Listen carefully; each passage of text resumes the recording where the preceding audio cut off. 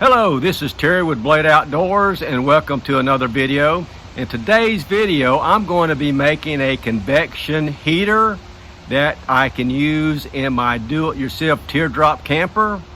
And before I do that, let me give you some history of what I've tried before and my success and failures. Let me give you the dimensions of the cabin of my do-it-yourself teardrop camper. My dimensions are 4 foot by 6 foot by 4 foot, which comes out to be 96 cubic feet. Now, I've had two types of heat systems before that I have had mixed results with. The first one was a small electric ceramic heater that ran off of 12 volts, and it worked fine, but it wasn't work all night. It would drain my battery, 12 volt battery, before the morning, and about 3 o'clock in the morning, it was still cold and I was cold inside. The second heat source that I've used is a Mr. Buddy Little Buddy. Now that worked really great, and I actually made a video about using that in my teardrop camper, and I'll attach the link below. And the mixed results with that is that I would turn it on and it would heat really fast from about 30 degrees to about 75 degrees in about 10 minutes. And I had to sit up for 10 minutes waiting for that so I could turn it off, because I couldn't leave it on any longer. And as you know, Little Buddies do not have a thermostat in them. And I would have to get up maybe several times a night to turn that on to keep warm. So what I'm trying to do is come up with a convection heater using a candle, if you will, to heat at a constant temperature all night. If I can keep the cabin around 50 to 55 degrees all night, I will be fine in bed with a blanket or two over me. The first idea I had for a convection heater was to be made out of an ammo can using candles. But when I tried to dry fit or put an ammo can inside the cabin and place it where I wanted to place it at, it just wasn't fit, and plus I had to drill some holes inside the cabin to the outside to actually use that, so I just kind of ditched that idea. After doing some more research on YouTube, I found that other people were making small space heaters out of, all things, clay flower pots and candles. So the more I investigated that, it seems like it works. I have seen videos with mixed results, but for the small space that I have in my cabin, I think it might work fairly well. So I've got the parts that I need, so let me show you the parts that I've got for that. We'll put it together, we'll test it and see how it works in the cabin of my small do-it-yourself teardrop camper. So let's get started. All right, here's the parts that I have to make my convection heater. First of all, I'm going to be using the same platform that I built with my Little Buddy system that I use for the camper, and I'll attach the link below of my Little Buddy system in the camper and also building this. Now, also what I've got is a terracotta 5-inch diameter clay pot and a terracotta 4-inch diameter clay pot. I've got some canning jar rings that'll be used for a platform. I've got two ceramic tiles that I'll be using to protect the shelf itself on the back and the bottom from heat. And I've got a candle that I'll be using, and I'm going to augment that candle with this little glass canning jar, and of all things, I'm going to be using to enhance the burn time of my candle with the Crisco vegetable oil, and I'm going to show you how I'm going to do that. Now what I'll do is fill the jar with Crisco. I will break this candle off to the height of this, and that will give me a long burn time. I've got a little clamp here just to clamp on the ceramic tile on the back so it won't fall. So let's go ahead and put this together. First of all, I've got to get this Crisco oil, melt it, and put it in my canning jar.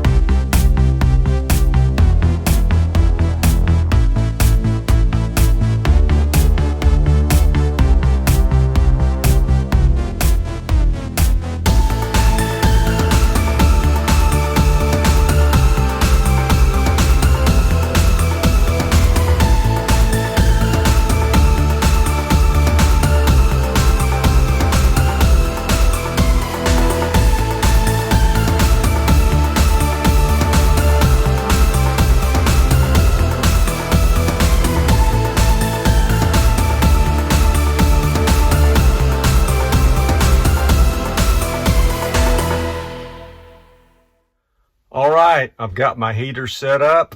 I want to make this clear that this is really a proof of concept test that I'm performing.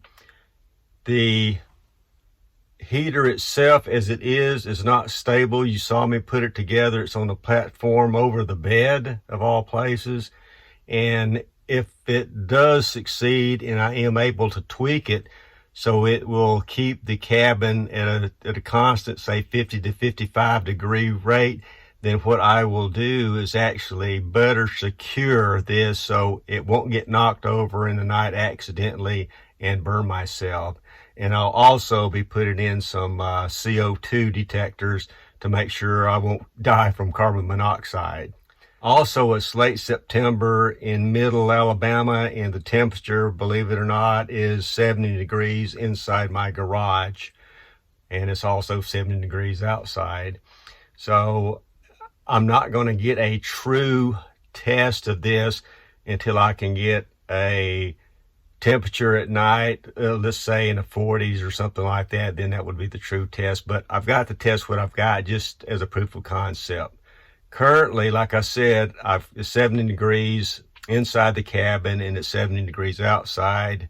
So let's go ahead and get this puppy started. I'm going to light the candle, put everything together, and I'll be monitoring it for every hour for several hours just to see if the temperature stays constant or increases.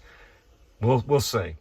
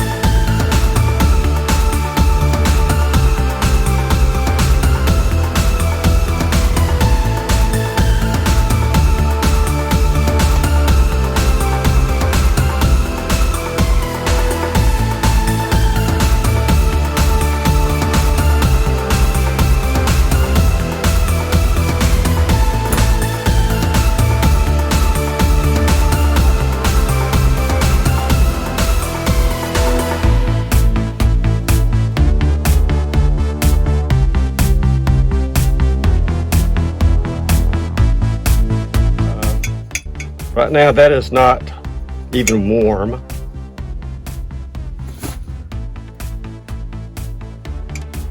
That is warm to the touch. I can hold it. Let's hold it and move it. The candle flame is not quite as high. I'm not sure exactly what to do about that. Maybe the wick's got to be a little bit higher. All right, to get the flame a little bit higher and burn a little bit hotter, I took this outside and poured off some of the excess vegetable oil, and I think hopefully I can keep that level at the same and the wick higher. So let's put it back together, because I can definitely feel the heat coming out. There's no doubt about the heat is coming out. And sorry about the camera again, but I think that's it. Nothing, of course, hot on the side and back, so we're good there. So let's check it again in another hour. It's been 2 hours, time for another check. All right, the inside has warmed up a degree. Not much different from outside, but it's a little bit warmer. So let's take a look at the candle itself and see how it's burning. And I also wanted to note that inside the cabin itself, it does not smell like a burning candle. There's no soot. There's no other type of smells. It doesn't smell like, you know, French fries or anything like that. No odor whatsoever. So the outside pot is starting to get warm. Not hot at all, just warm. The inside pot is definitely, well, I can't hold it with my hand, So I'm going to have to slip on a glove to take it off. And my candle flame is a little bit lower than it was after I poured the vegetable oil off, but I'm going to leave it like that and put it back together again and see if we can get it to heat up another degree or two now. So I'll be back in another hour. All right, it's been 3 hours. Let's check again. Well, the inside temperature is the same as it was before. Let's check the candle. Feel the heat coming from the top, which is about the same. The outside is probably about the same. Check the inside. Definitely a lot hotter. I can hardly grab it now.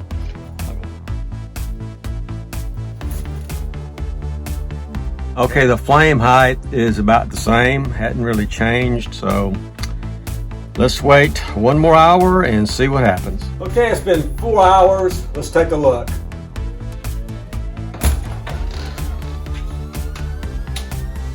All right, the temperature is 71.8.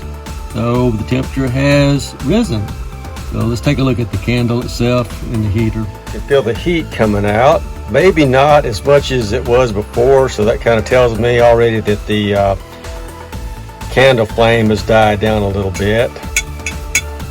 This is a little bit warmer now, but not enough to have a glove. This is, oh, that's definitely hot right there. I got to use that glove again. And as I thought, the flame itself has died down a little bit. So I think I'm going to conclude this feasibility test here.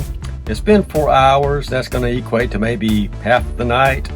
So let's go outside and talk a little bit about this feasibility test. Okay, I learned 4 things in this feasibility study / test of putting a small heater inside my camper. Number 1 was the candle itself. I need to enhance the candles. I need that flame a little bit higher and to give out more heat. I just wasn't getting enough heat.